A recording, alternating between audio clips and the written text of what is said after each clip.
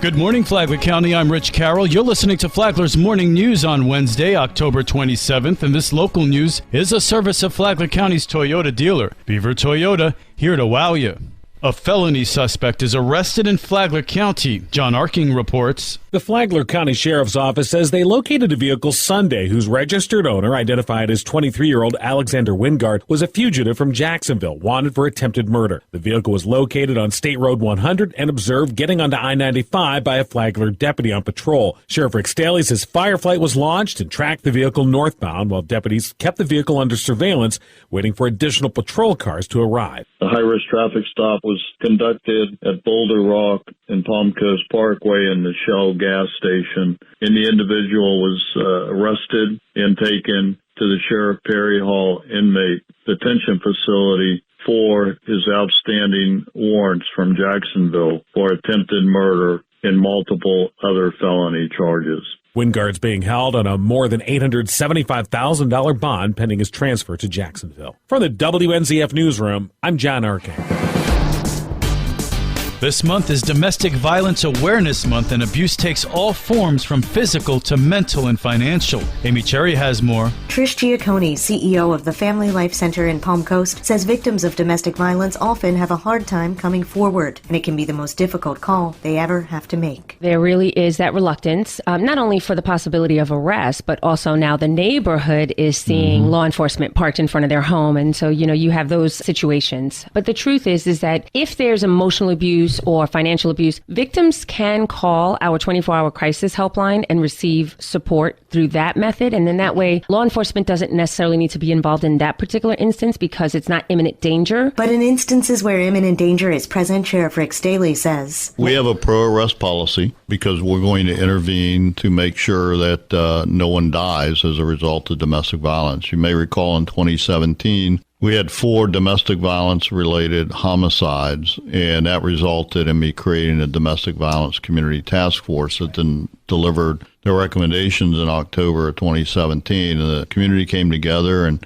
developed a community-wide response. As a result of that work, Staley says domestic violence reports and arrests were down. Then COVID hit. So in 2020, we were still down a little bit, but 2021, we're seeing a 4% increase in domestic violence offenses. Our arrests are up 14%, so that means that it's becoming more physical. Staley says they're also seeing more people accused of domestic violence violating their restraining orders, with violations up more than 40%. From the WNZF Newsroom, I'm Amy Cherry. 2 members of the Flagler County Fire Rescue are promoted. Karen Johnson has details. Beginning the week of September 27th, the department began its promotional assessment process, which involved a 4-day series of extensive tests. 1 day of written exams, a full day of role play with actors, and a diverse interview panel representing each level of employees. 2 of Flagler County's lieutenants, Barry Brady and Daniel Van Dusen, have been promoted to the rank of battalion chief. Van Dusen began his career in Flagler County 16 years ago and adds the rank to his roles of paramedic and registered nurse. For me, it's just kind of the natural progression of the job, take on more responsibility and increase my reach as an officer so that I can affect positive change throughout the department. I'm just excited to increase the amount of people that I can reach, and that's what it's always about for me is positively influencing the guys and girls that I work with every day. Van Dusen says all the applicants were assessed on their ability also to make the most effective decisions in a quick manner. For Flagler's Morning News, I'm Karen Johnson.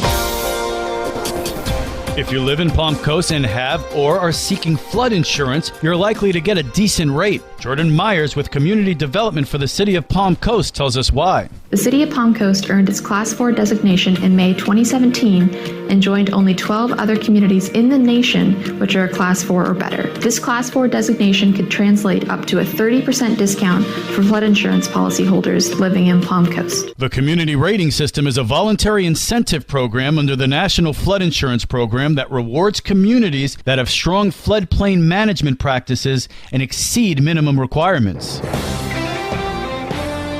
Sometimes you just have to wait to do some things in life. Such as the case of fire training at Flagler Palm Coast High School. Training officer Gil Aspinwall says that some students, though they may be sophomores, are just too young to do certain things. For instance, I cannot put a 17-year-old or 16-year-old kid in a burn building. It's a little against the law that way, so we have to wait till they're 18 to do certain things. Aspinwall said that when students graduate high school, they're 18 and they can make up all the things they could not do during fire training because they were minors. He said that after students complete Fire 2, they test, pass, and put in their applications. The Flagler Voice is on the radio on Saturday mornings at 8:30, the podcast on the Flagler radio app. Tomorrow, what's the difference between an EMR and an EMT? From the WNZF Newsroom, I'm Deb Albertson. And now you're up to date on Flagler's Morning News. I'm Rich Carroll.